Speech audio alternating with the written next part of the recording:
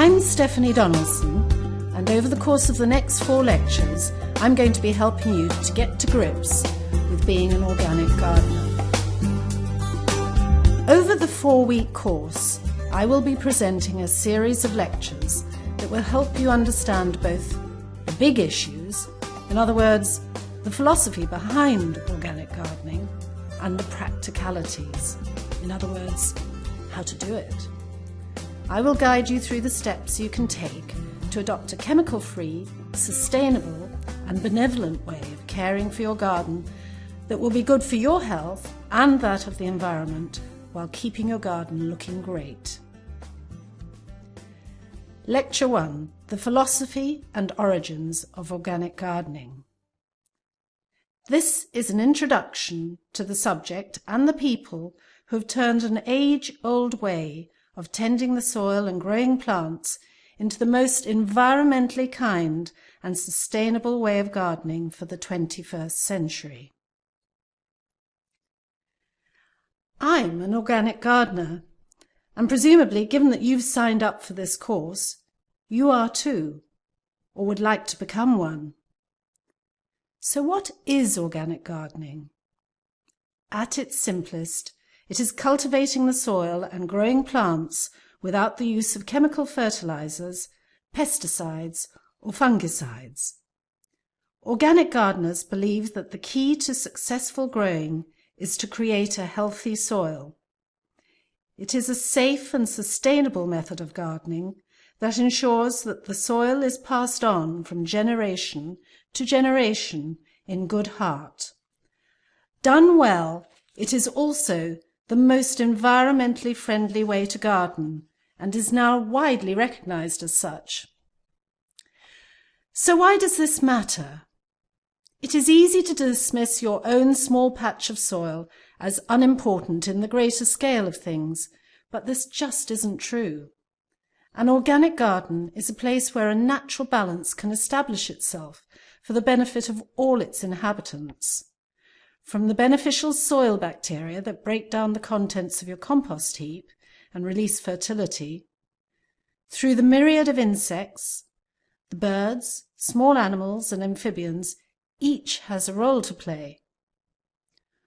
Organic gardening is not just about growing your own fruit, flowers and vegetables without recourse to artificial fertilizers or pesticides. It's about promoting biodiversity and helping maintain the chain of innumerable life forms in the process. It is extraordinarily complex and interconnected.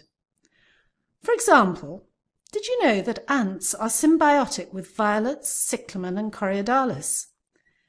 There's a fleshy bit on the seeds which they take down to their nests and feed to their young, before taking the seed away to grow elsewhere.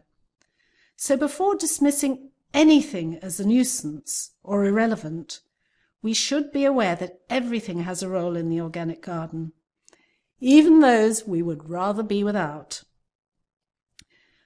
When I began organic gardening, we were widely regarded as eccentrics who wanted to turn back the clocks and return to a bucolic 19th century way of gardening. I don't suppose the fact that many of us, myself included, were hippies living an alternative lifestyle helped. But we had all read Rachel Carson's book Silent Spring, and we were frightened by her description of the damage being caused by the widespread use of pesticides. Although she was writing about American agriculture in the 1960s, it was clear to us that what she revealed had far wider implications. It seems extraordinary now that at the time she wrote her book, the chemical DDT was in everyday use in domestic homes and gardens, as well as in agriculture.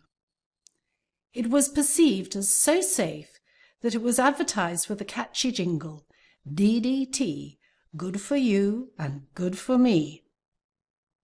In sourcing this image for my lecture, I was horrified to find another one for DDT-impregnated wallpaper for use in children's bedrooms. It seems unimaginable now, but it was back in the days when science thought it had simple solutions to every problem, and the phrase side effects had yet to be coined.